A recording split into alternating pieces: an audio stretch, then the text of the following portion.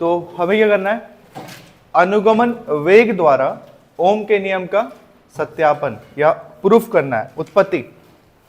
अनुगमन वेग किस चीज को कहते हैं, वी डी। अनुगमन वेग द्वारा हम ओम का नियम प्रूफ करेंगे। और ओम का नियम नॉर्मली होता क्या है, हमें प्रूफ क्या करना है, हमें ये पता है ना V बराबर आई आर होता है, तो V अपॉन आई बराबर क्या होता है, V अपॉन आई बराबर होता है R, और R क्या होता है, एक नियतांक होता है, कांस्टेंट, और इसी नियतांक को हम कहते हैं R। अब V अपॉन आई बराबर नियतांक आ रहा है कि नहीं, हमें ये देखना है। ओके, तो जो प्रूफ करना है हम किनारे कहीं साइड में लिख लेते हैं। हमें प्रूफ क्या करना है कि V अपॉन आई बराबर नियतांक ये आ रहा है कि नहीं, और डायग्राम क्या है वो देख लेते हैं पहले। सिंपल सा हमें एक सर्किट शो करना है, जैसे कि एक परिपथ है और इस परिपथ में ये चालक पदार्थ है। चालक को हम सामान्य लैंग्वेज में क्या बोल सकते हैं, इस चालक पदार्थ को हम नॉर्मली क्या कह सकते हैं, ये क्या है, एक वायर है, ये तार है, एक वायर है जो कि एक सर्किट से जिसपे सप्लाई दिया जा रहा है। ये था आपका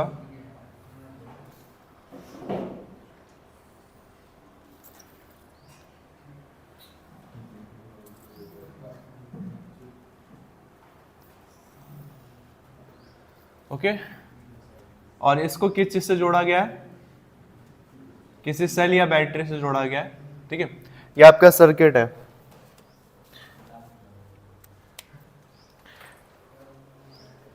ओके, पॉजिटिव इसी साइड से था ना, नहीं इधर से है। इसमें हमें क्या करना है, इसे छोटा करना है और ये पॉजिटिव वाला बड़ा रखना है। ठीक है, तो आपने एक सर्किट ड्रॉ किया, ये सर्किट पूरा दिख तो रहा है ना उसमें, आपने ये सर्किट ड्रॉ किया, सर्किट में कुछ नहीं, एक वायर है और आपने सप्लाई दे दिया, किसी बैटरी से कनेक्ट कर दिया है। मान लिया है कि इस बैटरी का वोल्टेज कितना है, V है, और अगर ये चालक पदार्थ है तो चालक पदार्थ में क्या होते हैं, कल अच्छे से समझाया था उसको, इलेक्ट्रॉन या मुक्त इलेक्ट्रॉन, मुक्त इलेक्ट्रॉन। इलेक्ट्रॉन तो सब चीज में होता है, बट चालक को स्पेशल कौन बनाता है, मुक्त इलेक्ट्रॉन। तो इसमें ये सब सपोज कर लो कि मुक्त इलेक्ट्रॉन है, ये सब मुक्त इलेक्ट्रॉन है, और हमें नहीं पता कितने हैं, बस अभी के लिए हम एक फिक्स अमाउंट में कुछ बना लेते हैं, 2-4, ये मुक्त इलेक्ट्रॉन है। ओके, तब इसमें क्या हो रहा है कि इसमें जब सप्लाई दिया जा रहा है, बैटरी से जोड़ा जा रहा है, और बैटरी के किस टर्मिनल से, ये तो पता है, जो बड़ा वाला होता है कौन सा टर्मिनल होता है, और छोटा वाला। करंट हमेशा पॉजिटिव से निकलता है या नेगेटिव से, पॉजिटिव से निकलता है, तो पॉजिटिव से करंट निकला, पॉजिटिव वाला टर्मिनल ये है आपका, यहां से पॉजिटिव चार्ज, और नेगेटिव वाला टर्मिनल ये है आपका, टर्मिनल को हम हिंदी में कहते हैं सिरा या छोर। ये पॉजिटिव वाला छोर है, ये नेगेटिव वाला छोर है। ठीक है, टर्मिनल। अब देखो नॉर्मली इलेक्ट्रॉन कहां से कहां जा रहा है, माइनस से प्लस या प्लस से माइनस, इलेक्ट्रॉन की दिशा प्लस से माइनस है, दिशा हमेशा कौन दिखाता है, तीर का निशान दिखाता है ना, तो तीर का निशान किस तरफ बढ़ रहा है, प्लस, मतलब माइनस से प्लस की तरफ। तो हमें यहां से एक चीज समझ में क्या आया कि हमेशा इलेक्ट्रॉन और करंट किस डायरेक्शन में जाता है, विद्युत क्षेत्र हमेशा कैसे बनता है, पॉजिटिव से माइनस, जबकि इलेक्ट्रॉन उल्टा बह रहा है। तो यदि इलेक्ट्रॉन नेगेटिव से पॉजिटिव जाएगा तो विद्युत क्षेत्र क्या जाता है, हमेशा उल्टा दिशा में। मतलब यहां से क्या चीज आपको ध्यान रखना है कि इलेक्ट्रॉन की दिशा हमेशा विद्युत क्षेत्र की विपरीत दिशा में होगी। जैसे कि इलेक्ट्रॉन लेफ्ट माइनस से प्लस जा रहा है, तब की विद्युत क्षेत्र कहाँ जा रहा है, प्लस से माइनस। यहां से भी देखो तो ये प्लस से निकल रहा है और माइनस की तरफ घूम करके जाएगा, सर्किट कंप्लीट करेगा। तो ओके, तो इलेक्ट्रॉन और विद्युत क्षेत्र की दिशा हमेशा अपोजिट होती है, एक दूसरे के विपरीत। मान लो कि ये जो इसमें इलेक्ट्रॉन है, इलेक्ट्रॉन का आवेश को हम किस चीज से दिखाते हैं, ई इलेक्ट्रॉन का आवेश है। इलेक्ट्रॉन का विद्युत क्षेत्र तो हो गया, मतलब इस वोल्टेज के कारण जो विद्युत क्षेत्र बना हो तो क्या हो गया, कैपिटल ई। आल्सो इस इलेक्ट्रॉन का अनुगमन वेग को किस चीज से दिखाते हैं हम, वीडी। तो मान लो कि इलेक्ट्रॉन का अनुगमन वेग कितना है, वीडी है। ये बेसिक सी चीजें। अब हमें इसके बाद से छोटे छोटे 3 बेसिक से रिलेशन निकालने हैं और रिलेशन को आपस में जोड़ना है, और थोड़ा उसके बाद में फिर अनुगमन वेग को डिटेल में देखेंगे और देन आपको ये इजीली प्रूव हो जाएगा। ओके, तो सिंपल सा कौन से 3 रिलेशन देखने हैं हमें पहले देखना है विभवांतर के कारण विद्युत क्षेत्र निकालना है, फिर हमें निकालना है इलेक्ट्रॉन पर लगने वाला बल, और फिर निकालना है हमें त्वरण, इलेक्ट्रॉन का त्वरण। तो हमें कैसे क्या निकालना है, पहले विद्युत क्षेत्र निकाल लेना है, फिर हमें निकालना है इलेक्ट्रॉन पे लगने वाला बल F, और लास्ट में निकालना है इलेक्ट्रॉन का त्वरण। और इलेक्ट्रॉन में इलेक्ट्रॉन नहीं, कौन सा इलेक्ट्रॉन है, मुक्त इलेक्ट्रॉन का। ये तीनों चीजें हम निकालेंगे, पहले E, F और A, देन जो आंसर आएगा उसको जो अनुगमन वेग का जो आंसर आएगा उसमें पुट कर देंगे A की वैल्यू। तो मेनली इसमें हमें A निकालना है। ये सारी मेहनत हम कर क्यों रहे हैं, ये देख लो, क्योंकि अनुगमन वेग जब हम करेंगे ना तो उसमें एक फॉर्मूला यूज करेंगे हम, V बराबर U प्लस AT। ये फॉर्मूला आपने न्यूटन के गति के समीकरण में पढ़ा था, और कौन सा समीकरण है ये, पहला, दूसरा, तीसरा, पहला समीकरण। तो क्योंकि हम आगे जा करके इन फ्यूचर इस डेरिवेशन में इस फॉर्मूले का यूज करेंगे, तो उसके लिए हमें V और U की जरूरत रहेगी, वो तो हम कैलकुलेट करेंगे, लेकिन हमें A का पता नहीं है। A क्या है इसमें, A का मतलब है त्वरण, त्वरण का हमें पता नहीं है, इसलिए हम इस रिलेशन में ना E निकालेंगे, F निकालेंगे, और E और F की वैल्यू जब पता रहेगी तो हमें A की वैल्यू भी मिल जाएगी। तो मेनली यहाँ पे काम है A निकालना, और A इसलिए निकाल रहे हैं क्योंकि इन फ्यूचर हमें A की जरूरत पड़ेगी। T की जगह तो हमारा इन फ्यूचर आएगा, समय की जगह एक और समय की जगह आएगा श्रांति काल, इसको टॉ से दिखाएंगे। U नॉर्मली आपका U का आंसर 0 ही आएगा आगे जा करके। U होता है प्रारंभिक वेग और V होता है अंतिम वेग। प्रारंभिक वेग आप जब कैलकुलेट करोगे सारा तो आंसर फ्यूचर में क्या आना है, 0 ही आना है। और जो ये है इस वेग को हम कौन सा वेग कहते हैं, बहुत सारे इलेक्ट्रॉनों के वेग को कैलकुलेट कर लेंगे, जोड़ देंगे, और जोड़कर यही वेग कौन सा वेग बन जाएगा, अनुगमन वेग बन जाएगा। तो Vd का तो पता है, U का भी हमें पता ही है क्या होना है, T का पता है टा हो जाएगा, A का नहीं पता कि A का क्या आंसर होगा, इसलिए हमें A पहले कैलकुलेट कर लेना है। तो याद रखना कभी भी ये डेरिवेशन आए तो A पहले कैलकुलेट कर देना चाहिए। और A निकालने के लिए ये स्टेप्स हैं, पहले E निकलेगा, फिर F निकलेगा, फिर A निकलेगा। कैसे निकल रहा है देख लेते हैं। तो सबसे पहले विभवांतर के कारण विद्युत क्षेत्र, सिंपल सा डेरिवेशन, क्या लिख रहे हैं हम, विभवांतर के कारण, फेड लिख रहा है, ये हल्का लिख रहा है,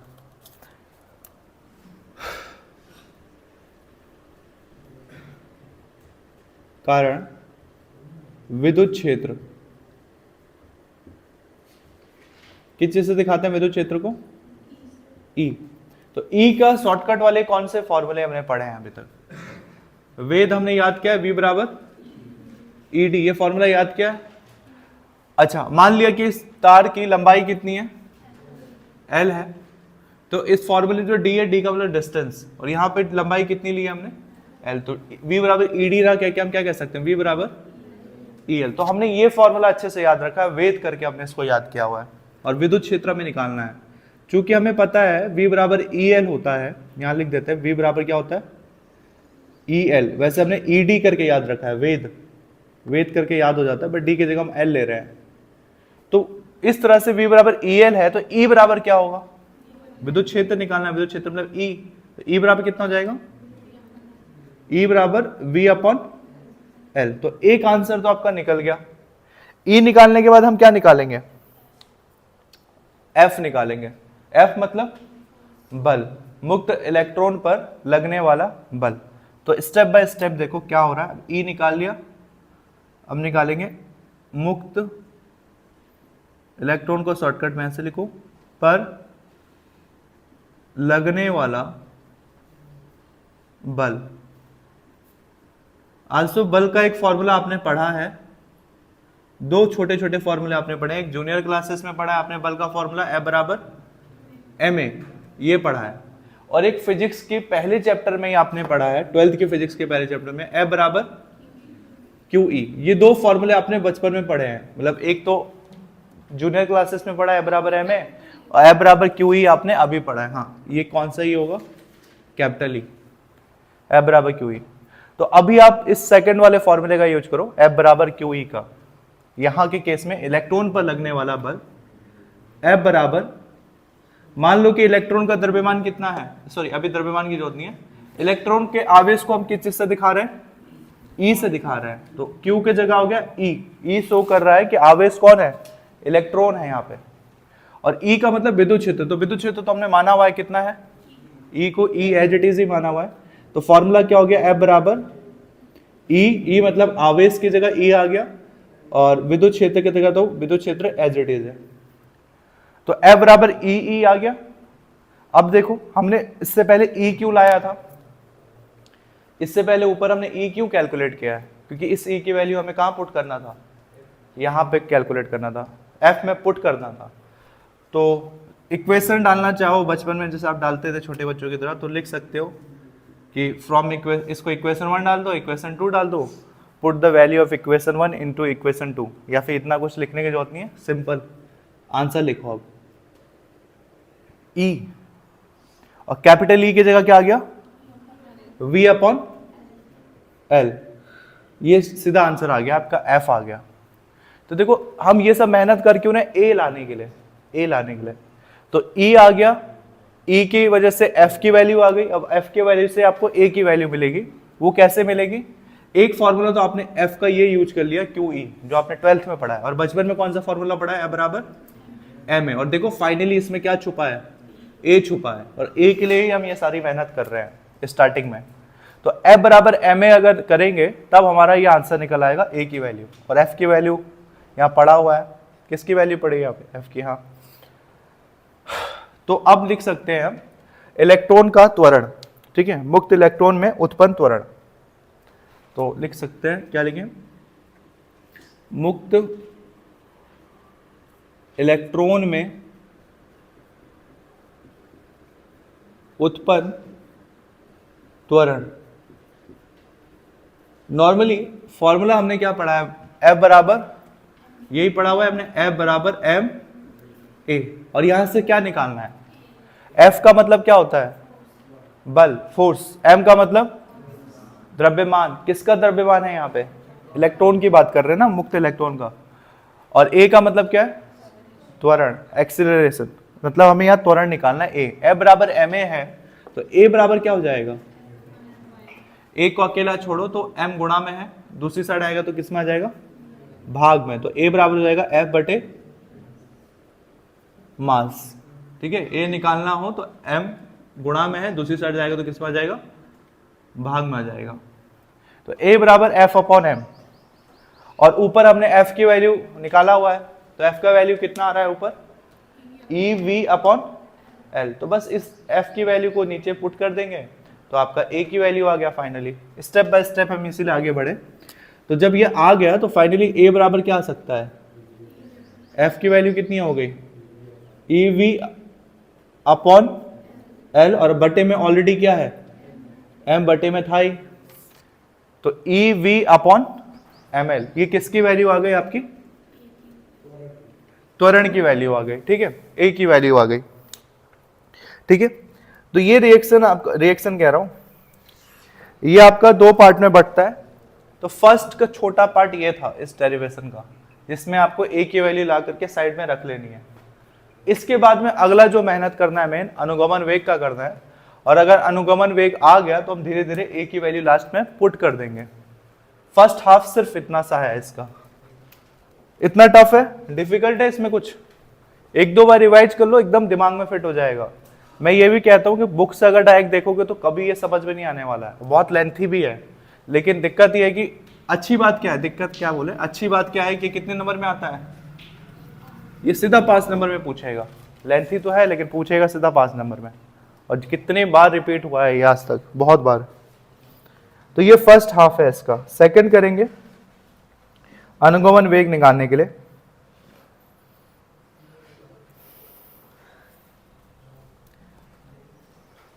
हो गया ये, सेकंड इधर से लिखते हैं, ओके। हिस्सा कौन सा चमक रहा है, ये चमक रहा है इधर,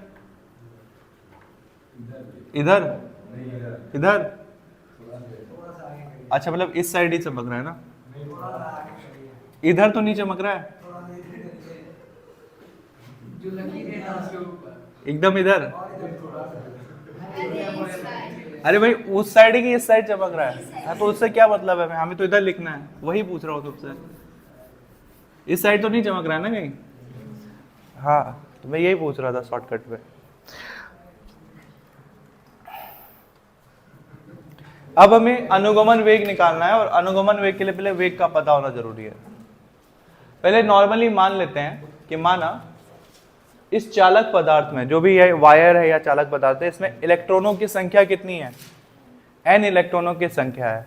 ठीक है, 4 होता तो 4 लिखते, 5 होता 5, लेकिन अभी हमें पता ही नहीं है तो हम सीधा n लिखेंगे कि माना, यहां तो नहीं चमक रहा कहीं, माना चालक में इलेक्ट्रॉनों की संख्या कितनी है, n है। माना चालक में इलेक्ट्रॉनों की संख्या n है, तब हम चालक में उपस्थित प्रत्येक इलेक्ट्रॉन का वेग निकालेंगे। ठीक है, चालक में उपस्थित जितने भी इलेक्ट्रॉन हैं, ये जितने भी आपको इलेक्ट्रॉन दिख रहे हैं, सबका हम क्या निकालेंगे, वेग निकालेंगे, और वहां पे गति का समीकरण हेल्प करेगा। तब प्रत्येक इलेक्ट्रॉन का वेग, वेग का क्या फॉर्मूला आपने पढ़ा है गति के समीकरण में, v बराबर प्लस at। v मतलब अंतिम वेग, फाइनल वेलोसिटी, u मतलब प्रारंभिक वेग, इनिशियल वेलोसिटी, a मतलब त्वरण, और t मतलब समय। ये गति का पहला समीकरण है, हम इसका यूज करके वेग निकालेंगे। और हमें पता है अनुगमन वेग, श्रांतिकाल वगैरह हम परिभाषित करते हैं, तब हम कहते हैं कि क्या होता है शांतिकाल। शांतिकाल की भी जरूरत नहीं पड़ेगी, लास्ट में देखेंगे। ठीक है, बस टी के जगह हम टॉ रख देंगे डायरेक्ट। फिलहाल देखो, प्रत्येक इलेक्ट्रॉन का वेग निकालना है तो इस फॉर्मूले का यूज करेंगे, गति के पहले समीकरण का।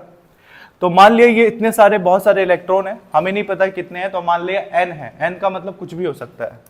तो मान लिया पहले इलेक्ट्रॉन का वेग हो गया v1, तो v1 बराबर कितना हो जाएगा, u1 प्लस at।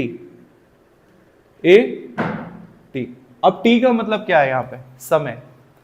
और इस केस में चालक पदार्थ में समय की जगह हम कौन सा वर्ड यूज करते हैं, अगर हम चालक के इलेक्ट्रॉनों की बात कर रहे हैं तो हम समय की जगह यूज करते हैं श्रांति काल का, रिलैक्सेशन टाइम का। ये हमने पहले भी पढ़ा है। हम समय की जगह क्या यूज करेंगे, श्रांति काल का, जिसके जगह हम क्या लिखेंगे, टॉ। ठीक है, छोटा जे, छोटा और उल्टा जे, टॉ। ठीक है, तो हम टी की जगह क्या यूज कर सकते हैं, डायरेक्ट क्या यूज कर सकते हैं हम, टॉ। वेग चेंज होगा सिर्फ, त्वरण चेंज नहीं होगा। और आपका श्रांति काल भी हम एवरेज कितना मान के चलते हैं, सबका कितना है, टॉ है। और हमें यह भी पता है ना कि एक किसी चालक पदार्थ का एवरेज श्रांति काल कितना होता है, हमने लिखा भी था कहीं पे, 10 की घात माइनस 14 सेकेंड, ये लिखा था हमने। तो एक चालक पदार्थ है तो मान लो कि इसका एवरेज रिलैक्सेशन टाइम इतना है, याद करने की जरूरत नहीं है फिलहाल, बस सबका कितना मान लिया हमने, टॉ, सारे इलेक्ट्रॉन का एवरेज। तो प्रत्येक इलेक्ट्रॉन का वेग निकालना है, तो पहले वाले का निकल गया v1 बराबर u1 प्लस a टॉ। इसका मतलब हमें बस v और u में चेंजेस करनी है। सेकंड वाले का निकालना है तो v2 बराबर u2 प्लस a टाउ या टॉ। 2 आ गया, 3 4 5 जितना मर्जी उतना निकालो। और मान लिया कि लास्ट वाले का कितना है, लास्ट वाला कौन सा है, n वाला है, तो मान लिया लास्ट वन में 1 2 3 की जगह हमने n लिख दिया, n। तो vn बराबर कितना हो जाएगा, un प्लस a टाउ। यही था। आप 3 तक भी निकाल सकते हो, नहीं भी निकालोगे तो इतना ही निकालो, पहला दूसरा और लास्ट में सीधा लास्ट वाला। तो प्रत्येक इलेक्ट्रॉन का वेग ये हो गया आपका। अब अगर आपको सबको कैलकुलेट करना है, औसत वेग या अनुगमन वेग निकालना है, तो क्या होगा, ठीक है, चालक में मुक्त इलेक्ट्रॉनों को अनुगमन वेग किसे कहते हैं, जब आप सबको निकाल करके उसका क्या निकाल लो, एवरेज निकाल लोगे। एवरेज का मतलब क्या, एक एक का निकाल लो, फिर उसको जोड़ के और जितने हैं सबको क्या कर दो, डिवाइड कर दो। औसत का मतलब पहले भी बहुत बार बताया हुआ है। सपोज करो कि किसी के कुछ ले लो, कुछ भी। सपोज एक आदमी पहले 20 किलोमीटर की रफ्तार से साइकिल चलाता है, बाइक क्यों बोलूँगा मैं, 20 से तो साइकिल ही चला सकता है। फिर सेकेंड टाइम में कितने घंटे की स्पीड से चलाता है, 10 kmph के, और अगले में चलाता है, मतलब माना कि एक्सीडेंट हो गया, थक गया, 2 kmph का। तो फिर साइकिल वाले का एवरेज स्पीड कितना हो गया? एवरेज का मतलब पता है ना, जितनी स्पीड थी सबको जोड़ो और लास्ट में जितना कैलकुलेशन किया है, जितनी मतलब फैक्ट लिए है उसको डिवाइड कर दो। तो 20, 10, 30 और 2 32/3, मतलब जितना लिया है जोड़ दो और डिवाइड कर दो। वैसे यहां पे आपको अनुगमन वेग निकालना है इसका, इलेक्ट्रॉन का, तो जितनी भी वैल्यू है सबको जोड़ दो और जितने बार आपने वैल्यू लिए हैं उसको उससे डिवाइड कर दो। तो चालक में इलेक्ट्रॉन का अनुगमन वेग, चालक में इलेक्ट्रॉन का अनुगमन वेग किस चीज से दिखाते हैं अनुगमन वेग को? Vd से। तो सीधे यहीं रख देते हैं, Vd बराबर कितना हो जाएगा? V1 plus V2 plus V3 या V4 जो भी है, लास्ट में क्या आ जाएगा? Vn, और अपॉन क्या हो जाएगा? कितने बार हमने वैल्यू ली है? n बार दिया हुआ है, तो सीधा बटे में क्या आ गया? n। अब बस वैल्यू पुट करना है, आंसर आ जाएगा आपका। देखो इसके जो, चलो रहने दो इसको फिलहाल के लिए। अब एकदम आप फाइनल में पहुंच रहे हो धीरे धीरे। V1 की वैल्यू कितनी है? U1 प्लस ए टाउ। V2 की वैल्यू U2 प्लस ए टाउ, और लास्ट में क्या आ जाएगा? UN प्लस ए टाउ, या टाउ बोल लो, और अपॉन डिवाइडेड किससे है? n times. अब हम क्या करते थे, औसत को अलग, मतलब प्रारंभिक वेग को अलग कर लेते थे, और जो ए टाउ है सब में कॉमन है। कॉमन नहीं कह सकते, कॉमन तब होता है जब वो गुणा में हो, तब हम कॉमन निकालते हैं। जोड़ में है ये सारा, प्लस प्लस प्लस प्लस लगा है, तो ए टाउ को अलग कर लेंगे और प्रारंभिक वेग यू को अलग कर लेंगे। तो यही चीज इसको दो भाग में डिवाइड कर दे रहे हैं हम। Vd बराबर U1, U2 और UN, इसको एक साइड रख लो, प्लस UN, इसको एक साथ रख लिया और किससे डिवाइड कर लिया? n से। अब बाकी क्या बच गया U1, U2 के अलावा? ए टाउ बच गया। तो ए टाउ कितने बार है? इधर एक बार, इधर 2 बार, ऐसे फिक्स दिया होता 4-5 बार तो हम लिखते हैं 4 ए टाउ, 5 बार होता तो 5 ए टाउ। हमें पता ही नहीं है कितने बार है, आपके ने कितने माने हुए हैं? n टाइम्स माना है। तो मान लो कि n बार रिपीट हो रहा है, तो उसके आगे क्या लगा दिया? n। और नीचे भी क्या था? तो n से n क्या हो जाएगा?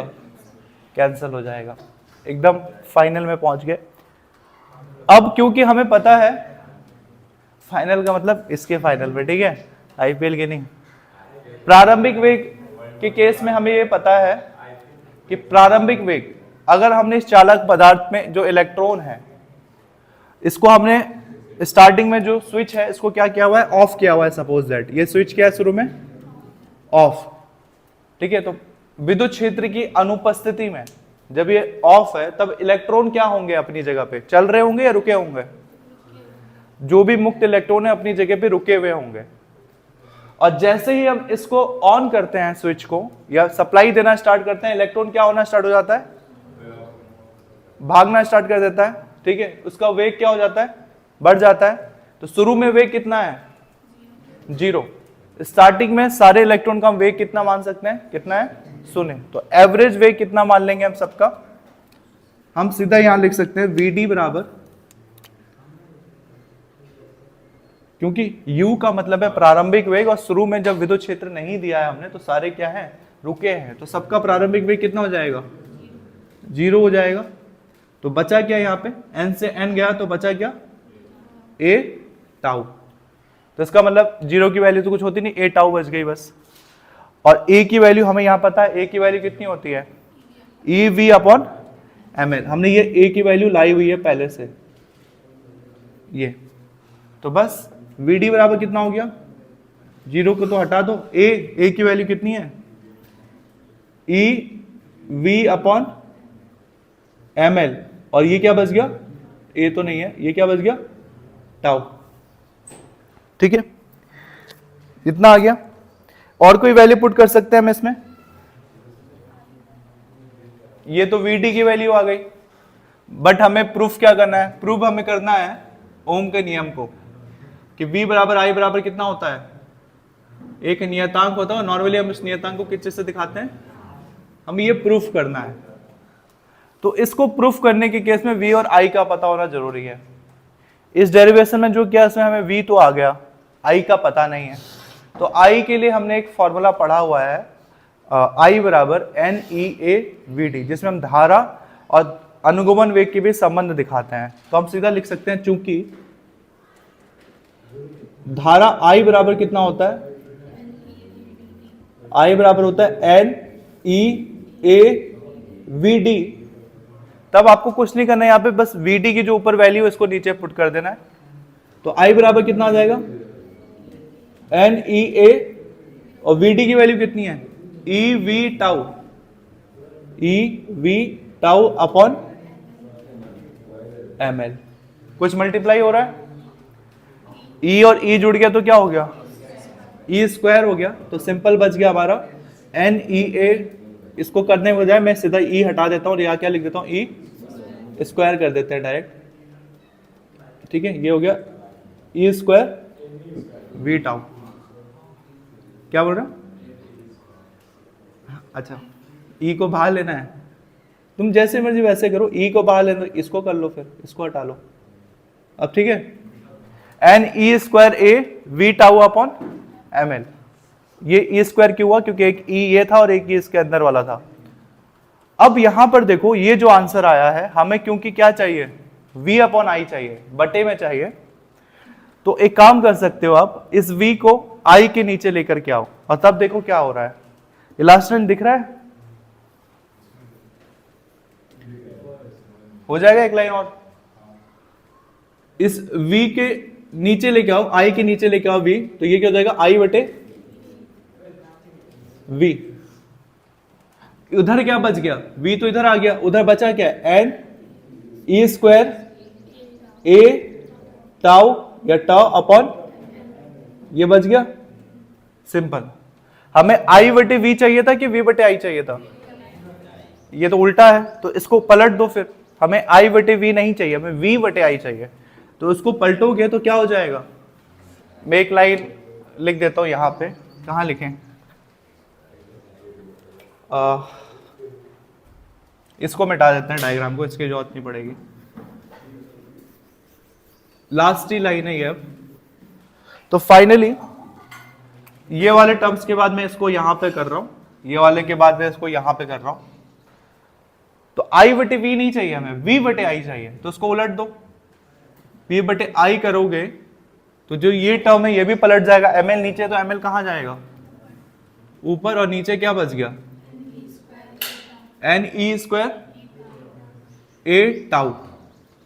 और कौन उसके रूप में देखो, चालक में देखो, तो चालक में आप कोई भी इन पदार्थों की वैल्यू चेंज नहीं कर सकते हो बाद में। जैसे आपने जब तार ले लिया है, फिक्स आपने तार ले लिया, तो M का मतलब क्या है, द्रव्यमान, इलेक्ट्रॉनों का द्रव्यमान। क्या आप इलेक्ट्रॉन की वैल्यू खुद से चेंज कर सकते हो, नहीं, वो अपरिवर्तनीय रहता है, कांस्टेंट है। आपने चालक तार ले लिया है तो आप L मतलब लंबाई, आप उस चालक की लंबाई भी चेंज नहीं कर सकते हो, क्यों, आपने इसको पहले से ले लिया है। इलेक्ट्रॉनों की N मतलब इलेक्ट्रॉनों की संख्या, आप इसे भी चेंज नहीं कर सकते हो। E मतलब इलेक्ट्रॉनों का आवेश, इलेक्ट्रॉन की आवेश की वैल्यू भी आप चेंज नहीं कर सकते हो कभी भी। A का मतलब हो गया जो आपने तार लिया है उसका क्षेत्रफल, इसको आपने एक बार ले लिया तो ले लिया, अब बढ़ा घटा नहीं सकते हो। और टाउ मतलब हो गया श्रांति काल, और हमें पता है लगभग सारे चालक के लिए श्रांति काल लगभग सेम ही होता है, 10⁻⁻14 सेकंड। क्या नहीं, इसीलिए तो कोई भी एक्सपेरिमेंट किया जाता है ना, तो हम इसको मान के चलते हैं कि आइडियल कंडीशन में, आइडियल कंडीशन मतलब उसमें ताप, दाब और आयतन हमें हम क्या नहीं कर रहे हैं, वृद्धि नहीं कर रहे हैं। और ओम का नियम तो हम पढ़ते ही हैं, पहला लाइन, यदि ताप, दाब और आयतन में परिवर्तन ना किया जाए। तो देखो कुल मिला के देखो कि ये सारे टर्म्स कांस्टेंट हैं। विद्युत क्षेत्र होता तो विद्युत क्षेत्र हम चेंज कर सकते हैं, क्योंकि अगर वोल्टेज को आप बढ़ा दो घटा दो तो विद्युत क्षेत्र चेंज हो सकता है, लेकिन इनमें से कोई भी टर्म्स चेंज नहीं हो सकते हैं किसी चालक पदार्थ में। और जो चीज चेंज नहीं होता है उसको हम क्या कहते हैं? नियत अंक। नियत अंक मतलब ये अब चेंज नहीं हो सकता है। तो ये सारे टर्म्स क्या है एक तरीके से, चूंकि ml/ne²a τ ये सारे एक नियत अंक हैं, इनको आप बाद में चेंज नहीं कर सकते हो, कुछ भी कर लो सेम ही रहेगा आंसर, क्योंकि ये नियत अंक है। अर्थात v/i बराबर भी क्या हो जाएगा, ये पूरी वैल्यू एक नियत अंक है, तो v/i बराबर भी क्या होगा, एक नियतांक हो जाएगा। और इसी नियतांक को हम ml/ne² τ को बड़े प्यार से एक छोटे से वर्ड से हम दिखाते हैं, और उसकी जगह पे हम कौन सा वर्ड यूज कर देते हैं, R। और क्या यही है ओम का नियम? देखो हमें यही प्रूफ करना था, तो हमने इसको प्रूफ कर लिया। R का मतलब सिर्फ वो सिंगल R नहीं होता, 10 तक हमने पढ़ा R बस छोटा सा R होगा, बस उस R के अंदर क्या क्या चीजें छुपी हुई है, देखो इतनी सारी चीजें छुपी हुई हैं। ठीक है, तो ये हो गया आपका, और हो गया तो बड़ी खुशी खुशी लास्ट में आप क्या लिखते हो, इति सिद्धम, या फिर क्या लिखते हो, इट्स प्रूव्ड। ये आपने प्रूव कर लिया। ठीक है, ये आपका फर्स्ट पेज, ये सेकंड पेज, और ये फाइनली आपका ये कौन सा पेज है, थर्ड। ठीक है, ये आपका है ओम का नियम का सत्यापन। 5 नंबर का क्वेश्चन है, बहुत बार रिपीट होता है, एक दो बार खुद और देख लो, घर जाकर के वीडियो देख लो दोबारा से, खुद समझ में आ जाएगा सारा। जो टफ लग रहा है वो एकदम आसान लगेगा। ठीक है।